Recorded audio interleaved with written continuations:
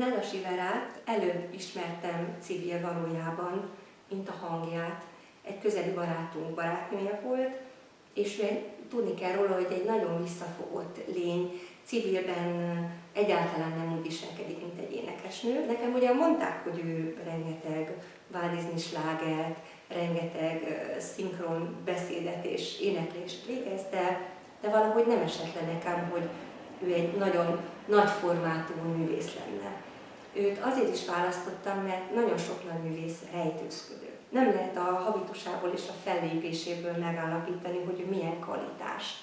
Most már elvárják azt, hogyha valaki belép egy szobába, akkor látszol rajta, hogy ő egy valaki, egy nagy művész. De hogyha valaki a privát életben egy kicsit rejtőzködő, elbújó, annak nagyon sokan nem is adnak esélyt, hogy tételezzék róla, hogy mekkora nagy művész. Egyszer beültem a Chicagói Hercegnő című operett előadásra, hallgatom ezt a nagyszerűen és dekoratívan kiállított operettet, a kollégáim fantasztikusan énekelnek, csodálatosak a díszletek, a jelmezek, pörög az előadás, átrendezéshez leengedik a függönyt, és előperdül Nádasi Veronika, nekem Verocska, aki egy mellékszerepet alakít a darabban, és egy tüzes jazz számra rágyújt. És addig is nagyon tetszett az előadás, de akkor úgy wow! És megkapaszkodtam a székbe, és akkor hallottam egy olyan hangot, ami nem csak az, hogy jó, hanem úgy tud frazálni, hogy, hogy azt gondolom, hogy ez egy néger énekesnő, és így mereztem a szememet, hogy kiállott a színpadon. Van Magyarországon egy, ha nem akarok túlságosan nagyot mondani, akkor is azt mondom, hogy egy Ella Fitzgerald kvalitásokat mutató művész, aki csak a legszűkebb közönség tudja és ünnepli őt, hogy egy micsoda fantasztikus énekesnő. Olyan stílusérzékkel, olyan hangszínnel, lent, fönt, középen, olyan emberi attitűddel, ami tényleg csak a legnagyobbak sajátja, olyan lelki egyszerűséggel, olyan magának valósággal, ő nem akar leteperni a hangjával, egyszerűen csak énekel, és az olyan megragadó, hogy még most is, hogyha beszélek, akkor föláll a kezem a szőr. Tehát ez Nádasi Veronika, a maga szelíd és rejtőzködő valójában, aki tényleg végigjárta az énekesi lét összes poklát, a mellőzöttséget, az útkeresést, és itt áll előttünk egy nagy művész. Kiderült, hogy neked hangod van már gyerekként? Igen. Az ott a kórusban kiderült, de igazából gimnáziumban volt azért ez egy ilyen feltűnő. Tehát ott már a kórusra komolyabb feladatokat is, meg olyan szólókat kaptam, tehát ott azért ez már egyen jobban kiforta magát, de egyébként általános iskolában még nem annyira. És volt valami egyéb alapzenei képzésed, mondjuk hangszer, vagy ilyesmi? Nem, és ezt nagyon bánom is, mert az az igazság, hogy én akartam zeneiskolába járni, én fuvolázni szerettem volna. Elmentem felvételire, a zeneiskolába, ahol volt ugye ilyen kis alaphallás vizsgálat, és azt mondták, hogy jó, nagyon jó a hallásom, de hát fuvolázni nem, hanem tanulják meg először furujázni, és akkor utána menjek vissza. És akkor én elkezdtem furujográkra járni, ami annyira nem nyert el a tetszésemet, úgyhogy tulajdonképpen ez a fajta kezdeményezés, ez ott nagyjából hanvába halt, ezt nagyon bánom. Őszintén szóval kevés dolog van, ezt szegény anyukámnak szoktam is mondani, hogy az most már felnőtt fejjel azt mondom, hogy nagyon jó lett volna, ha ezt akkor nem hagyják, hogy én arra hivatkozva, hogy ez nekem annyira nem tetszik, én ezt ott abba hagyjam, mert ez azért nagyon hiányzik a hangszeres tudás. Aztán már volt, hogy felnőtt fejjel is nekiálltam volna, mert ugye jártam én is mindenféle zeneiskolákba, ahol nagyon kellett volna, tehát amikor ugye összhangzattant és ilyesmit kellett tanulni, ezt az úgymond csak énekes aggyal, ez számomra mindig egy kínos matematika volt ez az egész, és a mai napig tulajdonképpen ez maradt. És mi volt az a pillanat, hogy azt mondod középiskolában, amikor ez a szép szóval elhivatás történt? Én azt tudom mondani, én nagyon sokat énekeltem otthon, meg a nevelőapukánk rengeteg musical lemezt hallgatott. Tehát, hogy én azon nőttem föl, hogy István a király, Jézus Krisztus szupersztár és Evita. Tehát, hogy ezek szóltak otthon folyamatosan, és akkor én ezt otthon üvöltve előadtam mindig, tehát ugye ezt nagyon-nagyon élveztem, és egyszer csak volt a gimnáziumban egy kivitt. És én arra készültem, és annyira emlékszem, hogy ott a nappaliban megy a lemez, akkor a padlásból készültem éppen egy számmal, a fényév távolsággal, és én azt ott énekeltem a nappaliban, és úgy éreztem, hogy hogy ez valami olyan dolog, amit én nagyon-nagyon szeretnék.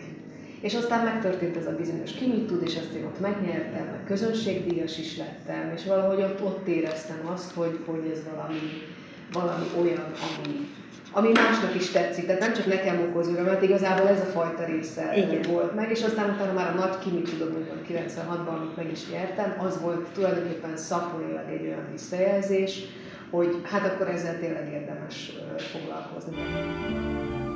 Itt jár az ége, nyúlnék felé, kezét itt érzem arcomon, nincs ott más, csak a hazug hold.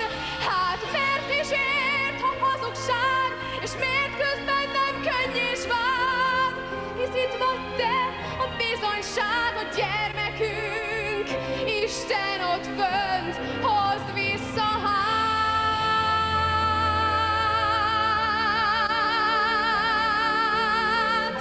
Azzá légy, aki lenni vágysz,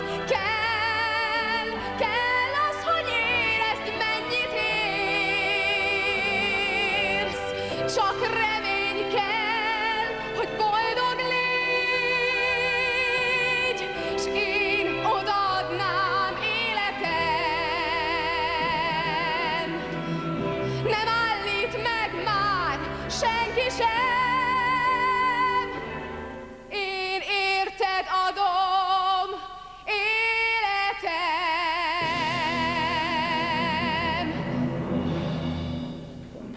És említett, hogy édesapád az abszolút klasszikus musicaleket hallgatta, hogy valaki próbálta eltéríteni erről az útról, vagy ez abszolút támogatást kapott, hogy akkor legyen a te irányod a musical?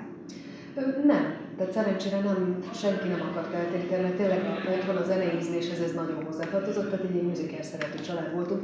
Egyébként a klasszikus zene is benne volt, de igazából érdekes módon az opera egyáltalán nem, hanem abszolút a hangszeres zene. Tehát arra én emlékszem, hogy rengeteg klasszikus zenét hallgattunk, de nekem abszolút nincs meg az élmény gyerekkoromból, hogy ez egy hanggal párosult volt. Tehát nekem a klasszikus zene az mindig azt jelentette, hogy nagyon szépen szólnak a hangszerek, hogy szólnak a vonósok, és akkor az a klasszikus zene. Tehát például az operával egyáltalán nem párosult, és nekem ez sokkal későbbi, olyan értelemben nagy felfedezés volt, már felnőtt fejjel, amikor megszerettem az operát. De egyébként tényleg olyan érdekes módon ez levált. Valószínűleg azért is szippantott be annyira a musical, mert az volt számomra egy vokális élmény. Tehát abból kaptam én meg ezt a fajta vokális élményt ebből az ének stílusból tulajdonképpen. És amikor elkezdtél professzionálisan éneket tanulni, akkor valaki választotta neked az énektanárt? Hogy jöttél rá, hogy lent is, fönt is, középen is tudsz énekelni, ami erre alkalmas? Tulajdonképpen kerestél magadnak akkor egy ilyen fiktív tanárt, bizonyos énekeseket hallgattál és utánoztál? Ez egy érdekes dolog, mert én nagyon sokáig ugye abszolút, tényleg autodidakta módon énekeltem. Tehát ahogy kifért a csövön, ugye, ami ráadásul ebben a műfajban szerintem egy darabig jól is jön. Mert ugye ez elég közel áll ehhez a fajta hangképzéshez, meg hogy ugye ez a fajta dolog, ami most nyilván ez messzire vezetne szakmailag belemenni, hogy sokszor éri ugye az a vád, hogy ez egy kiabálás, stb. Ennek van egyfajta alapja nyilván, hogy ezt mitől gondolják, de tény, hogy ettől szerintem autodidakta módon rengeteg dolgot az utánzással ebben a műfajban iszonyatosan jól meg lehet tanulni. Egyáltalán azzal, hogy az ember megpróbálja leutánozni azt, amit hall. Én tulajdonképpen folyamatosan musicaleket hallgattam, és azokat énekeltem reggeltől estig. Volt férfi szerepet is, női szerepet is. Tehát, hogy ez mindegy volt, hogy én ezt énekeltem.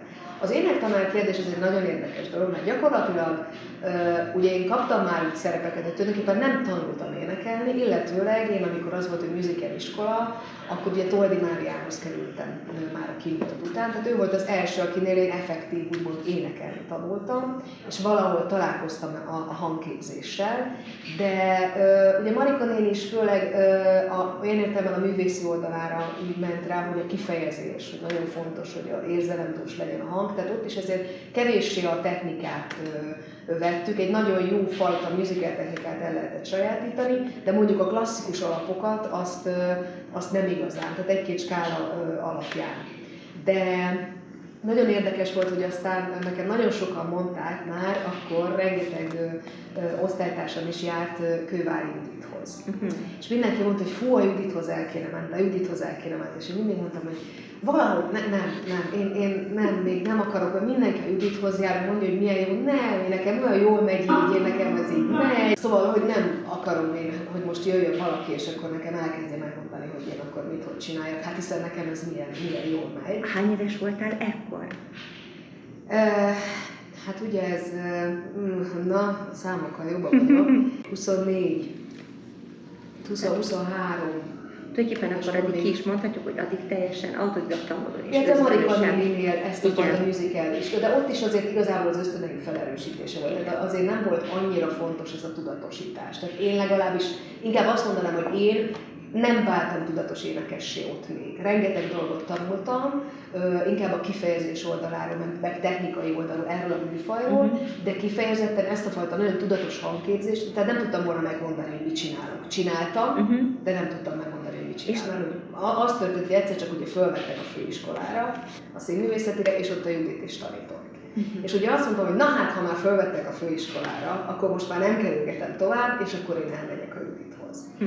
És ott megtörtént az, hogy én, aki odaálltam, hogy kérem szépen, én tulajdonképpen mindent tudok, nekem ez így működik, én bármit elénekelek, én tudok mindent erről a műfajról, és annyira jó vagyok. És akkor Judit azt mondta, hogy kész, nagyon ügyes, akkor most elkezdjük a kis műdalok, kis opera, kis előre, és hát úgy ő szétcicált, és gyakorlatilag, tehát amellett, hogy azt mondta, hogy tök jó, nagyon jó, rengeteget tudsz, kezdjük előre. 25 évesen lényegében megfejtette veled, hogy te mit csinálsz? Hogy mit csinálok, és elkezdett egy egészen új, tehát gyakorlatilag én akkor kezdtem el a tudatosítást. De azért ehhez hozzátartozott, hogy volt egy jó egy év, amikor azt éreztem, hogy kiúzták a lábam alól a talajt, mert hirtelen ugye semmi nem volt, hanem azt mondta, hogy nem esünk neki, kidolgozzunk. Még egyszer, vissza. Tehát, hogy ez a nagyon aprólékos munka, ami addig nem volt jellemző, mert nekem az volt az aprólékos munka, hogy nekiesek, és énekelem az elejétől a végéig, és még egyszer, és még egyszer, és még egyszer, hogy minél gördülékenyebben menjen. De ez, hogy én hangról hangra valamit, vagy most csak azt az egy hangot, akkor nézzük meg, dolgozzuk ki. Tehát ez ugye nem volt, ez ott történt meg először. Ezt hogy tudtad lelkileg feldolgozni? Bizalommal egyébként. Tehát, hogy egyrészt egy szerencsés időszak, hiszen ott a főiskolán azért voltunk ott, hogy tanuljunk. Ugye volt egy ilyen műhely munka, és ugye nem volt ez a fajta teljesítménykényszer, hogy most egy előadásban valamit el kell énekelni, tulajdonképpen ott a vizsgákon kellett megfelelni, és a vizsgákon ugye az első évben tényleg ezek a kis műdalok voltak, operettek voltak, mini operák, tehát ezzel kezdtük. Tehát szerencsére nem az volt, hogy első év végén ott ki kellett állni és egy nagy műzikelt elénekelni. Tehát, hogy ilyen értelemben a legszerencsésebb pillanatban jött, mert ez a fajta szétszedés, ez valahogy olyan jókor találkozott azzal, hogy akkor most nem is kellett többet mutatnom. Nem is léptél föl ez idő alatt a saját eddigi dolgaiddal, amiket előtte csináltál? Nem, tényleg 2 évig az gyakorlatilag nem volt ilyesmi. Úgyhogy ez nagyon-nagyon jó volt.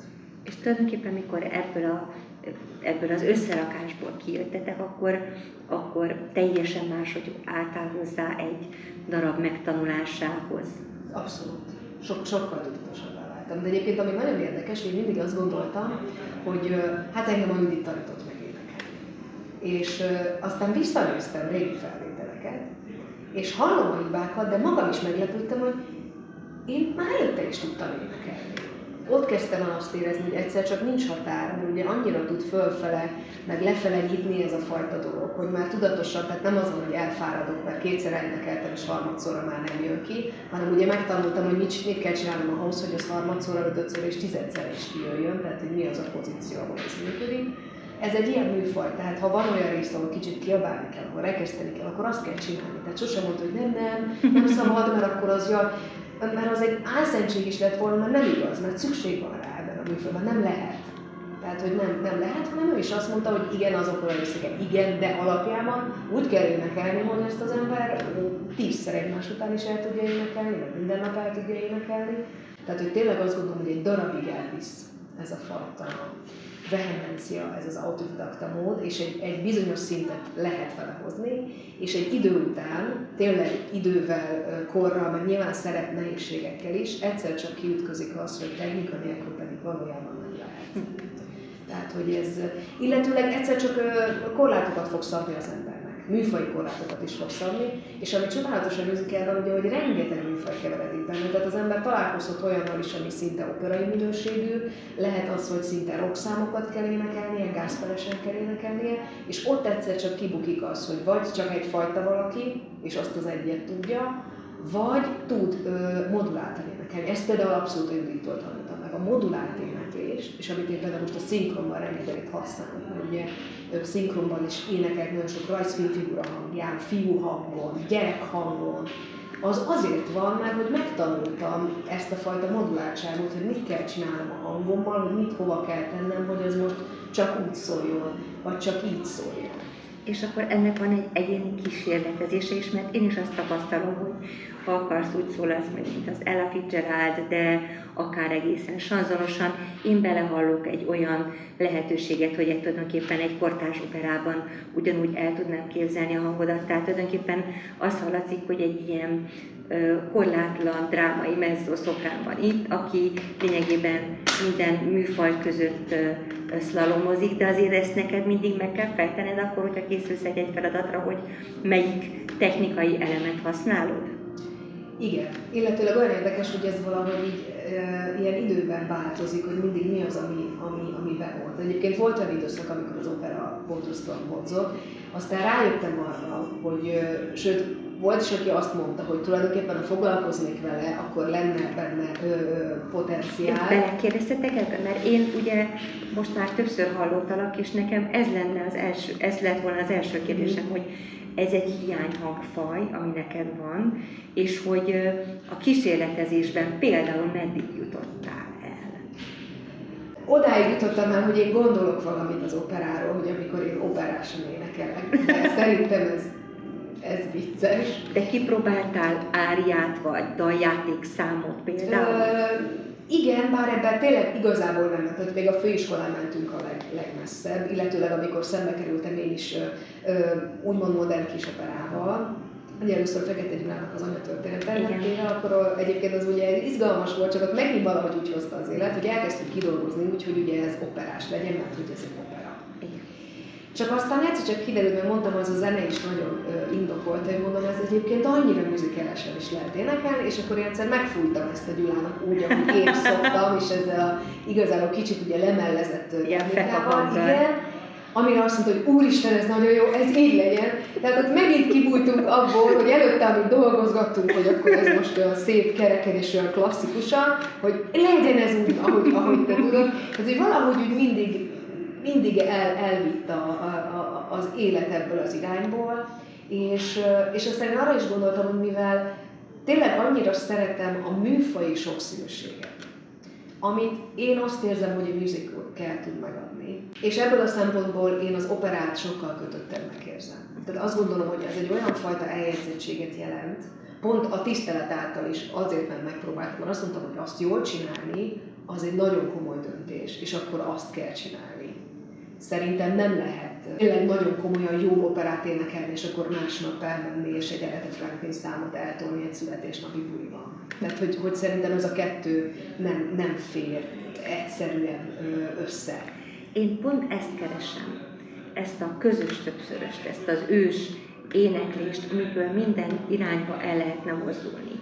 És azokat az embereket keresem, akik rendelkeznek minden irányba való tehetséggel, hogy te belefutottál ebbe, vagy ez csak egy kitapogatás, hogy te azért nem mennél oda, mert az úgy érzed, hogy az túlságosan sokat és speciális feladatot igényelne az a klasszikus operaéneklés, vagy még előfordulhat a pályádon egy olyan szituáció, amikor fölkérnek egy Gershwinre, egy Porgyban, vagy valamilyen ilyen szerepre, amikor úgy érzed, hogy ezt át tudnál lépni, ezt a határt. Abszolút, sőt izgatna is, tehát hogy abszolút biztos vagyok, nem mondanék nemet, sőt Te nyitott lennél akkor mert úgy fognád fel, hogy ez szintén a saját hangoddal való kísérletezés? Így van. így van, csak nagyon erőteljesen benne lenne a pakliban, hogy az embernek azért ugye azt számításba kell venni, hogy nem biztos, hogy abban tud igazán annyira jó lenni. Tehát én azt is érzem, hogy azt kell csinálni, amiben olyan különlegeset tudsz nyújtani, amiből nincs másik száz. Most az, hogy én egy jól éneklő, de nagyjából középszintű operaénekes legyek, vagy legyek egy a legjobbak között lévő musical-énekes, akkor a legjobbak között lévő musical-énekesnek kell lenni, nem egy... Abszolút. Tehát, hogy én azt érzem, hogy nekem ez a műfaj pontosan az olvasztó tégeje miatt, meg azért, mert mondjuk ami nekem nagyon nagy szerelem, hogy ez a fekete zene, ez a gospeles világ, amivel valami olyan fajta közösséget érzek, meg ez a fajta zeneiség, ez valahogy nagyon-nagyon jön belőlem, hogy az meg megint egy olyan dolog, amit ebben a műfajban is lehet kamatoztatni, de úgy mondtam, egy zenekarral is abszolút lehet vele dolgozni. De egyébként mindennek az alapja a klasszikus, tehát az a legcsodálatosabb, tehát amikor az ember nekiáll és csak úgy kukorékol és eljázik. Tehát akkor bevallod, hogy azért néha te is belekóstolsz. Én imádok föl. Tehát pláne azért is imádok, hogy tőlem mindenki ezt várja meg mindig, meg általában a sötét hangszíne miatt, ráadásul, de mondjuk azért ugye nem annyira hozzáértünk, de nagyon szeretem ugye ezt a alt vagy című történetet, mert sötét hangszín, akkor te alt vagy, hogy hát én nem vagyok alt.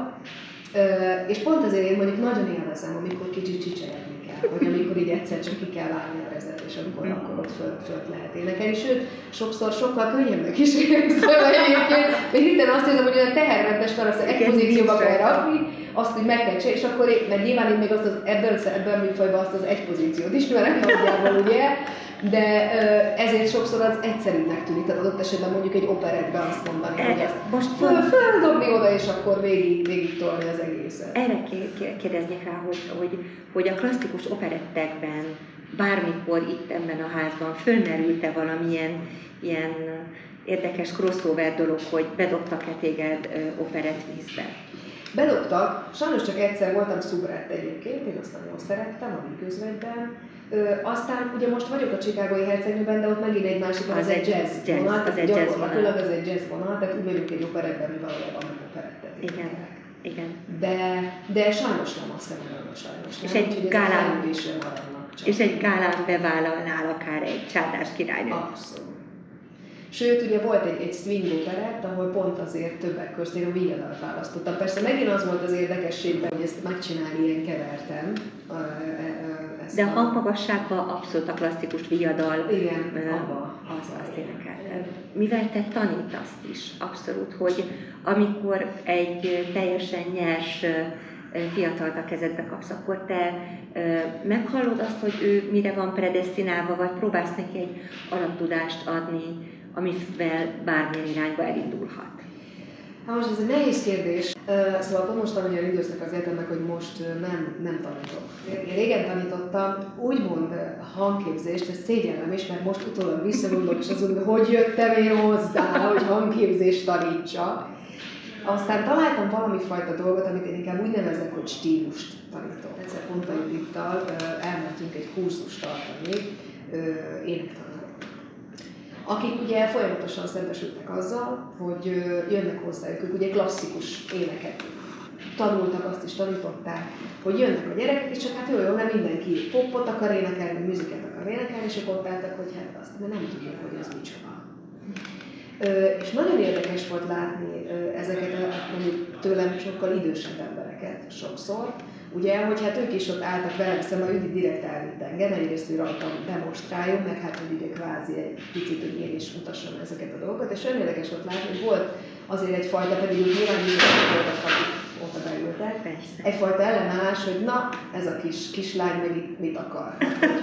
Persze, hogy egyáltalán is.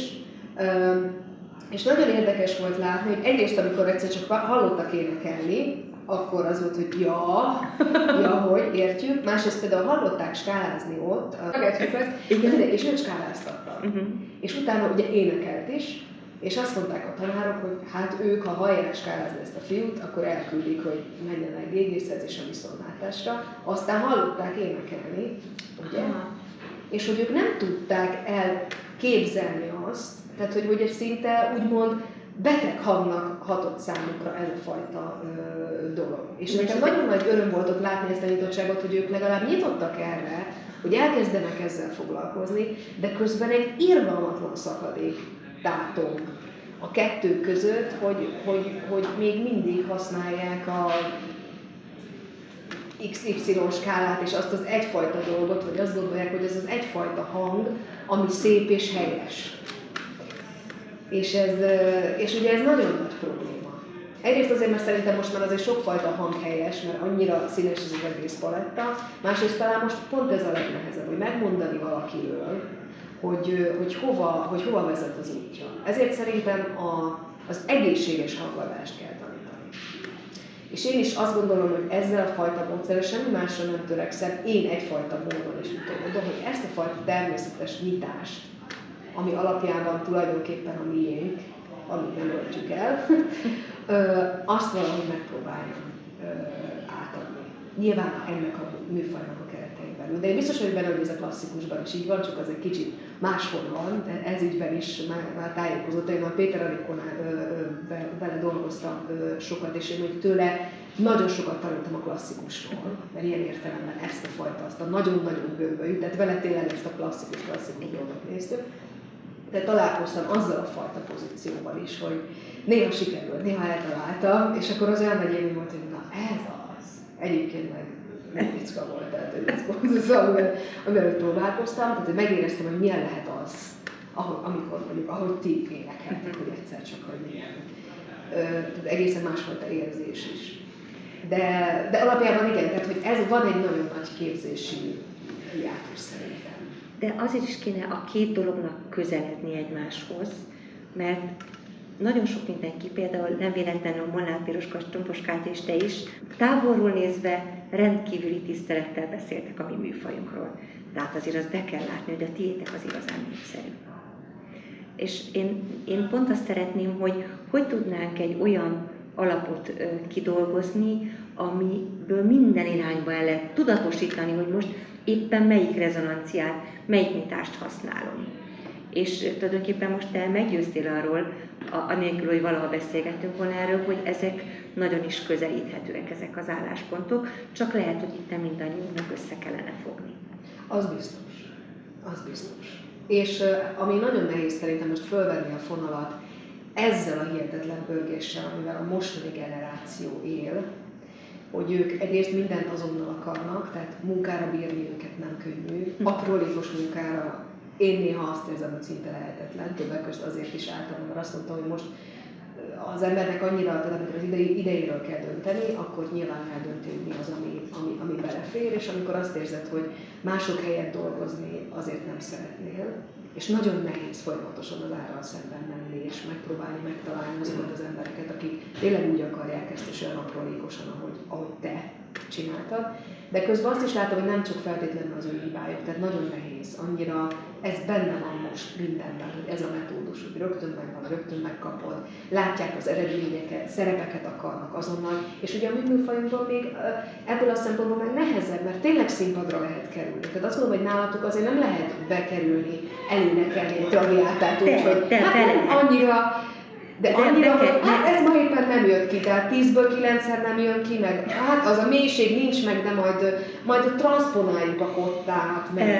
Nem szeretnék bevenni személyes példákba, de igen, ez a felgyorsult világ, ezt is elérte, és ugye a hangi érés, tehát egy énekes személyiség általában minimum 10-15 év, amennyit be kell rakni, és akkor sokszor a mai világ azt mondja, hogy hát ez már öreg.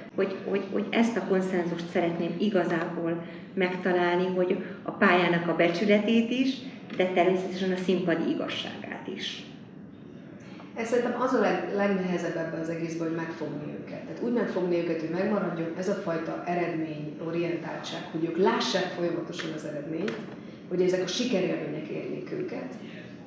Ezt nagyon nehéz megtalálni, miközben folyamatosan munkára tudod bírni őket, hogy igenis érezzék azt, hogy ez a tanulás mennyire fontos. Szerintem ez a legnehezebb. És talán a klasszikusban az a nehéz, én is találkozom ugye olyan tanítványokkal, akik oda kerülnek egy klasszikus tanárhoz, és egyszerűen szenvednek.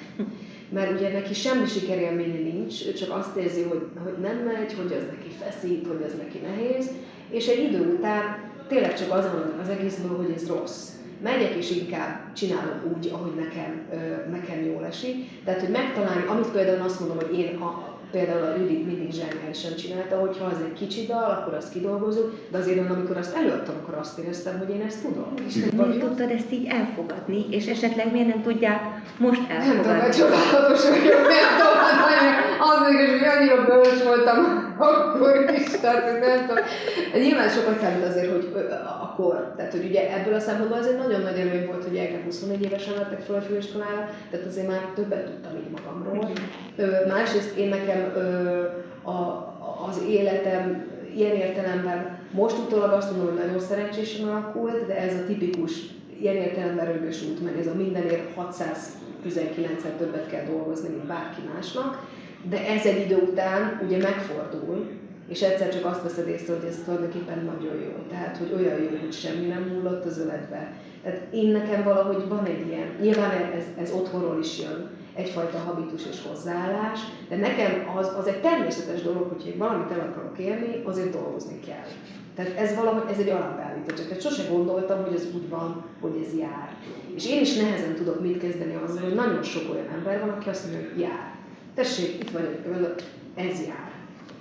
Ezzel nagyon nehéz mit kezdeni. Tehát, hogy ez egy... Nem tudom, szerintem meg lehet találni ezeket a szemtőrülteket, de nem könnyű.